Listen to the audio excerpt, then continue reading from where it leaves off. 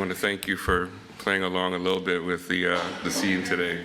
I probably should share this, that this was probably one of the more difficult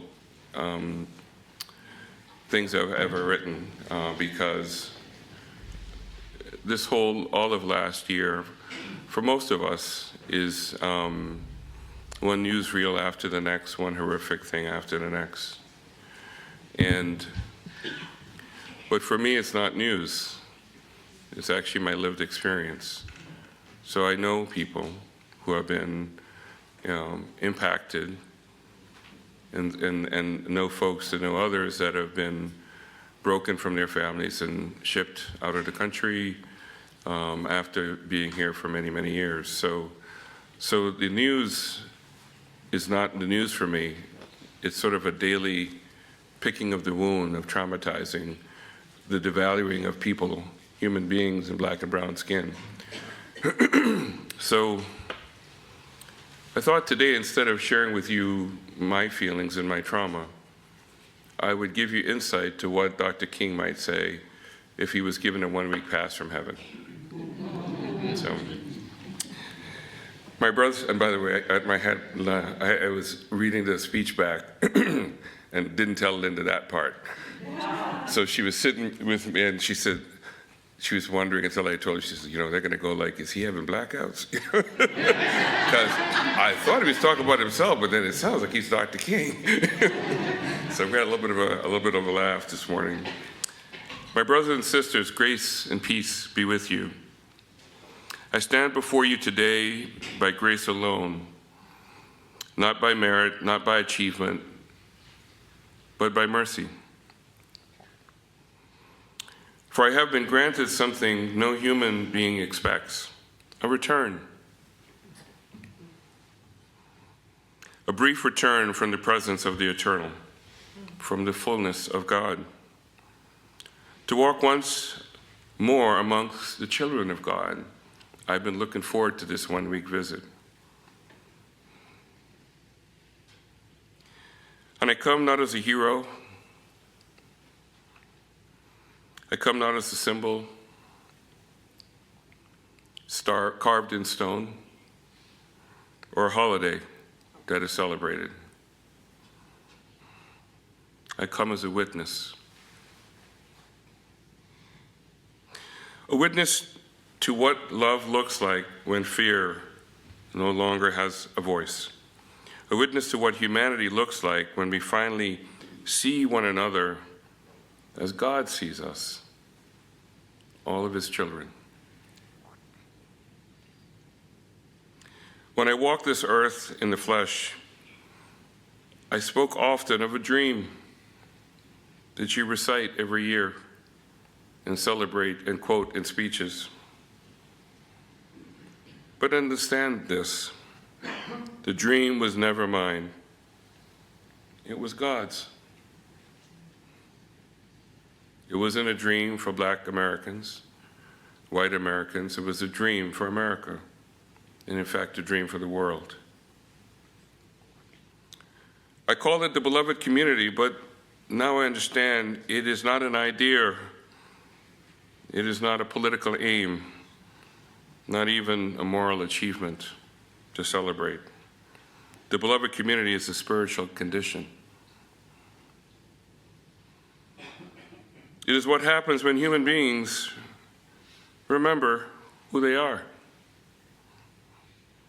From the other side of life, when the soul is no longer confined by skin or status or fear, I have learned this truth. You are not human beings trying to become spiritual. You're spiritual beings who have forgotten yourselves in human form. And forgetting this has consequences. If not to you, but to those who you harm, or those who you watch being harmed. When you forget that you are spiritual beings, you begin to fear one another. When you fear one another, you divide. When you divide, you dominate. And when you dominate, you take hold and injustice wears the mask of righteousness.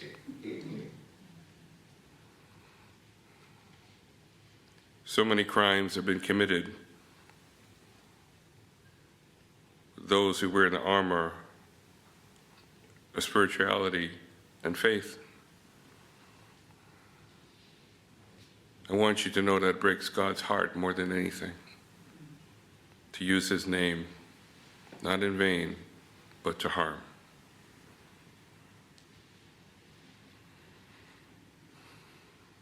I have now seen clearly what I could only glimpse before. Fear is not merely an emotion. Fear is a distortion of our vision and how we see one another. Fear convinces you that difference is danger. Fear tells you that God belongs to one language, one nation, one color, one creed. God is so much bigger than that.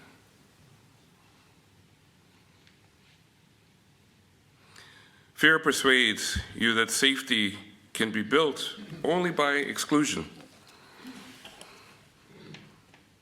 But from the vantage point of eternity, I tell you plainly, fear is the greatest lie humanity has ever believed. I have been asked to return to see what has become of the dream in this hour. And I must speak honestly because love demands truth. America, you are standing at a spiritual crossroads. In the past year, I have seen laws written without compassion, words spoken without conscience, power exercised with the absence of humility. I have seen the vulnerable treated as threats, the stranger labeled as an enemy, the poor blamed for their own poverty, and suffering accused of being weakness. I have seen history erased instead of confronted, truth renamed as division, justice dismissed as an inconvenience. And I have seen something even more dangerous than hatred. I have seen indifference. I want you to know God cries even more with that, to know that he has children that ignores the suffering of their sisters and brothers. Indifference is quieter than cruelty, but more deadly to the soul. Cruelty wounds the body. Indifference starves our spirit. When people say, this does not affect me, when churches say, this is not our issue, when nations say, it's not our responsibility, the beloved community begins to die, not with a scream, but with a shrug. Yet hear me, beloved, I did not come back to condemn. I just came to remind that every human being belongs to God, and he cares about each and every one of us.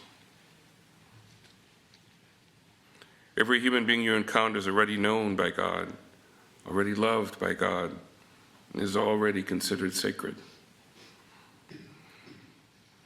We do not lose our humanity when we make mistakes, any more than you would throw away your child when they do something wrong.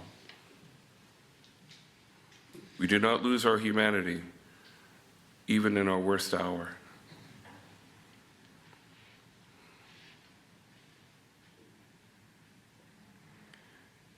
From where I now stand, I see no borders. I see no races. I see no religions competing for space in heaven. I just see souls, all loved by God, without any division. The land you sit on is not yours.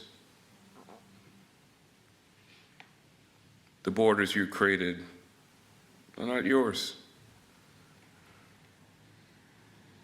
The things you do in the name of those borders is you.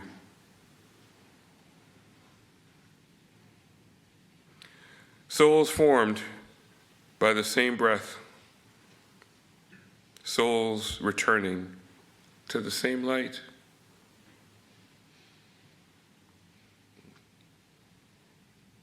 We watch from heaven at babies in cages, people thrown to the ground, treated worse than they treat their own dogs and cats and ferrets. How do you think we feel when we watch this from heaven? And I tell you this with certainty, no one will ever stand before the Creator and be asked, were you powerful? Were you dominant? Were you victorious? You will be asked one question and one question only. Did you love? Who did you love? Did you pick those up that were hurt? Did you love those that didn't love you?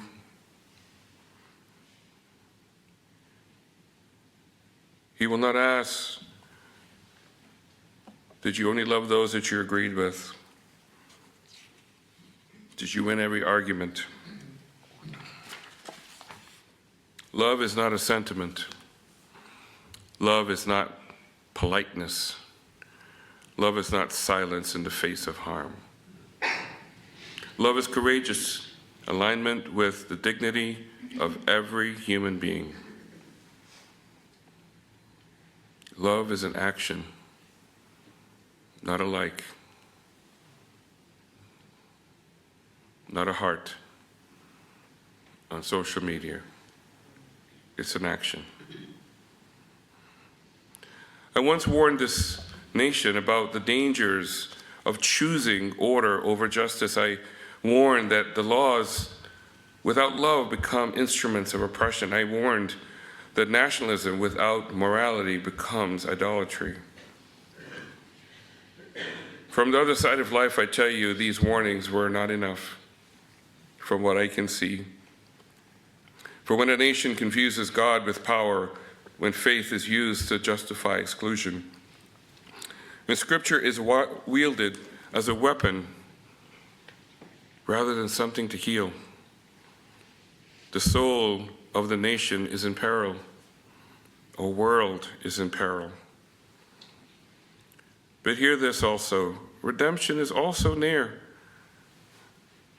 Nearer than the spear allows you to believe. The beloved community is not built by presidents alone.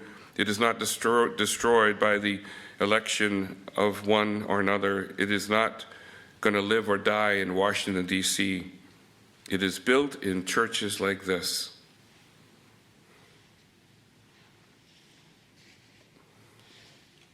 In kitchens, in classrooms, in courtrooms, in the quiet acts of courage that no one ever sees but has the greatest impact. It is built every time you choose to see the image of God in someone who frightens you. It is built when you refuse to let fear decide your theology. It is built when you speak truth, even when your voice trembles. From eternity, I have learned that God is not impressed by certainty.